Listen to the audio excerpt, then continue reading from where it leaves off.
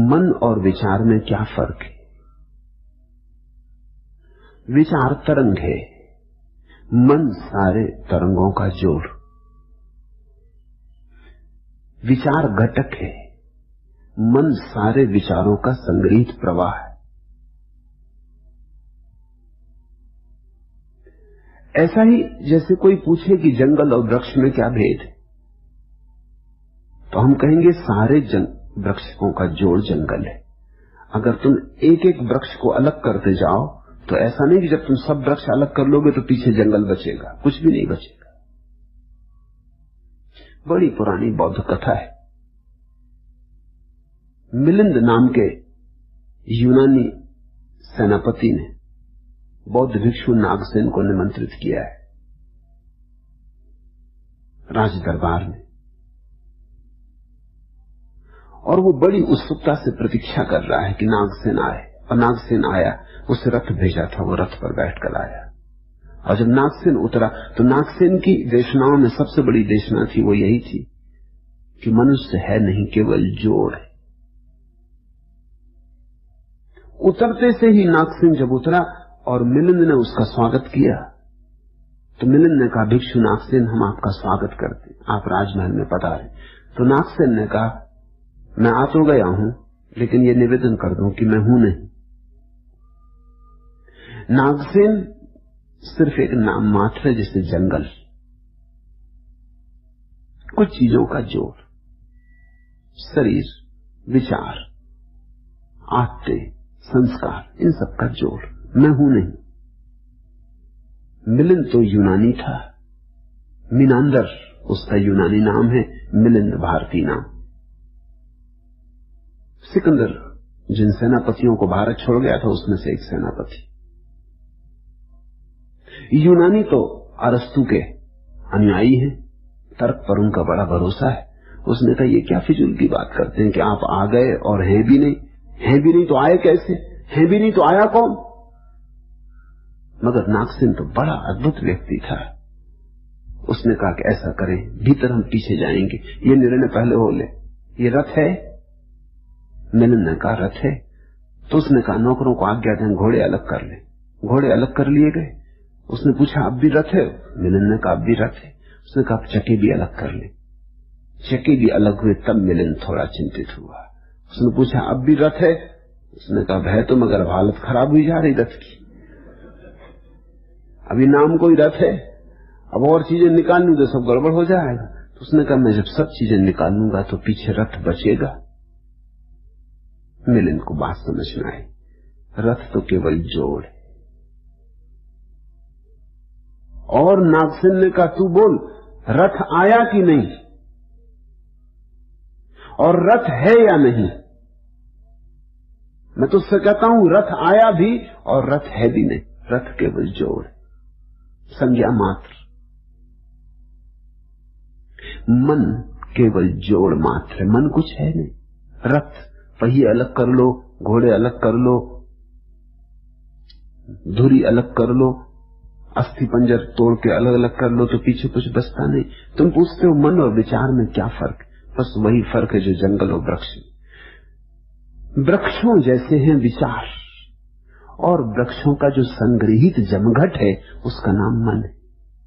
इसलिए तो हम कहते हैं, जो व्यक्ति धीरे धीरे विचारों का त्याग करता जाए, निर्विचार होता जाए, अंतिम घड़ी में अमन की दशा को उपलब्ध हो जाता, नो माइंड।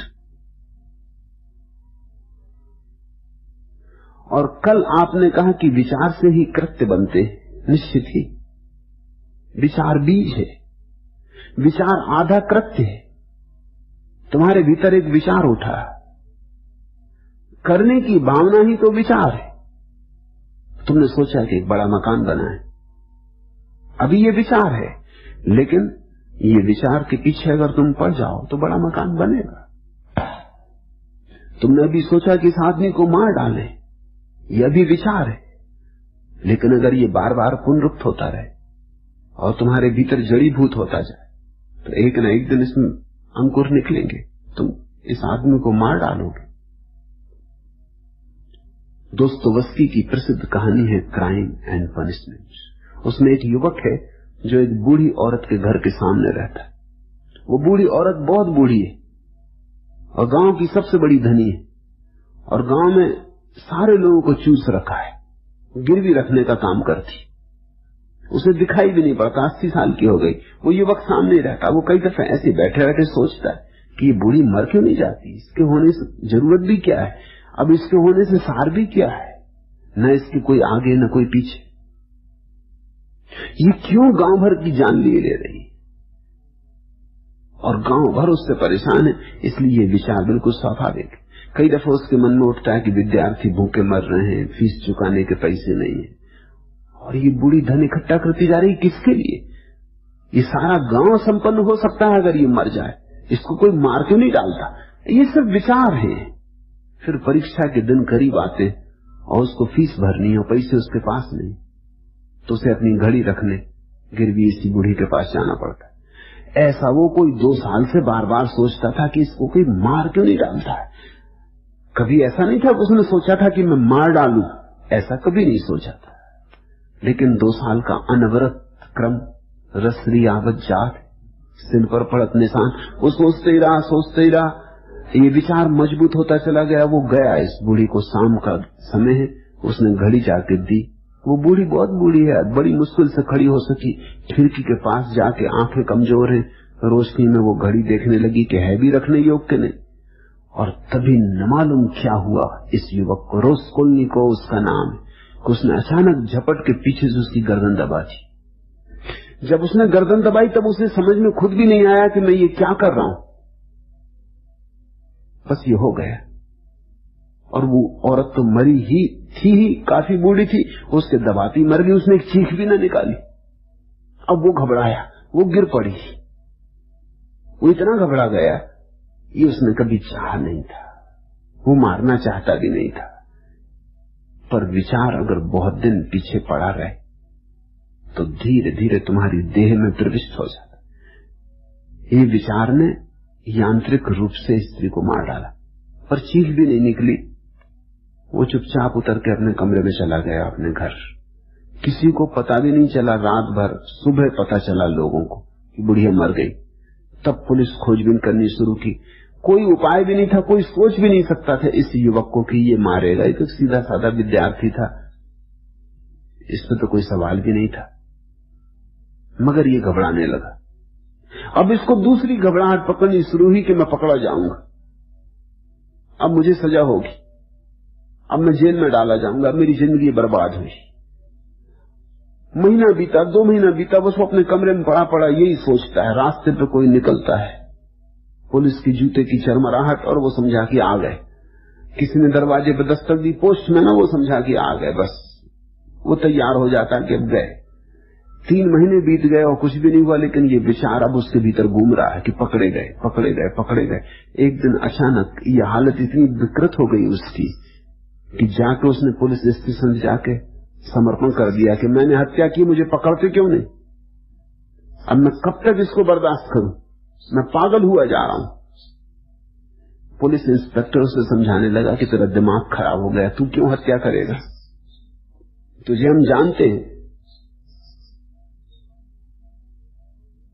भाग जा, अब तेरा दिमाग खराब हो गया, पढ़ाई लिखाई ज्यादा कर ली, ज्यादा जग गया रात में, तेरी आंखें कुछ सोया नहीं ठीक से सो। वो उसको भेज देता है घर वापस, मगर वो लौट लौट के आ जाता है। वो कहता है कि मैंने मारा है, आप मानते क्यों नहीं। अब तो उसे बड़ी बेचैनी होने लगी कि किसी तरह उसको सजा मिल जाए तो अपराध से छुटकारा हो। ऐसा आदमी उलझता है, विचार कृत्य बन जाते। इसलिए महावीर, बुद्ध जैसे चिंतकों ने ये कहा है कि अगर विचार में भी कोई बुरा कर्म करो तो सोच समझ लेना। ये मत सोचना कि सिर्फ विचार है, सिर्फ विचार जैसी कोई चीज ही नहीं है, क्योंकि हर विचार एक लकीर छोड़ जाता। फिर जो विचार आज किया वो कल भी होगा, परसों भी होगा, धीरे धीरे और सहजता से होने लगेगा। एक दिन अचानक तुम पाओगे कि कृत्य बन गया। विचार की रेखा ही गहरी होते होते कृत्य बन जाती, कर्म बन जाती। इसलिए जिसे कृत्य के जगत से मुक्त होना हो उसे विचार के जगत से ही मुक्त होना होता है। सिर्फ निर्विचार व्यक्ति ही कर्म के जाल से मुक्त होता है। इसलिए तो हमने निर्विचारता को कर्म के जाल से मुक्त होने का आधार माना। तुम कर्म से मुक्त ना हो सकोगे जब तक तुम ध्यान में इतने गहरे ना हो जाओ कि विचार उठने बंद हो जाए। कृष्ण ने गीता में कहा कि अगर तुम भीतर शून्य हो और कर्म करो तो कोई पाप नहीं लगता, और तुम कर्म ना भी करो और भीतर विचार चलते रहें तो पाप हो गया। कृत्य का उतना मूल्य नहीं है जितना विचार का, क्योंकि कृत्य तो विचार के पीछे आता है, गौण है, छाया है, परिणाम है। आप ये भी कहते हैं कि सब कुछ घटित होता है, तो इस होने और वैचारिक कृत्य में विचार से घटित होने वाले कृत्य में क्या अंतर है? इतना ही अंतर है कि जब तक तुम विचार करके घटित करते हो कुछ, तब तक तुम कर्ता बनते हो, मैंने किया। जिस दिन तुम विचार नहीं करते, तुम विचार छोड़ ही देते हो, शून्य हो जाते हो, बांस की पोंगड़ी हो जाते हो, उस दिन जो होता है वो अस्तित्व कर रहा है, तुम नहीं कर रहे। फिर तुम्हारा कृत्य तो होता है लेकिन तुम्हारे कारण नहीं होता, तुम निमित्त मात्र, उपकरण मात्र। ये जो उपकरण मात्र होने की दशा है, यही जीवन मुक्त की दशा है। अष्टावक्र कहते हैं ज्ञानी भी कर्म करता और कर्म करते हुए भी नहीं करता, देखता और नहीं देखता, बोलता और नहीं बोलता। क्या मतलब हुआ? इतना ही मतलब हुआ कि ज्ञानी अपनी तरफ से कुछ चेष्टा नहीं करता, जो अस्तित्व चाहता है हो जाने देता। ज्ञानी अस्तित्व के मार्ग में अवरोध नहीं बनता, बस उसका समर्पण समग्र है। न वो अपनी तरफ से करता है और न अपनी तरफ से रोकता है, जो होता है होने देता है। प्रभु मर्जी। अगर भक्त हुआ तो कहेगा प्रभु मर्जी, अगर ध्यानी हुआ तो कहेगा समस्त का प्रवाह, ताओ, तथाता। ये नाम के ही भेद है।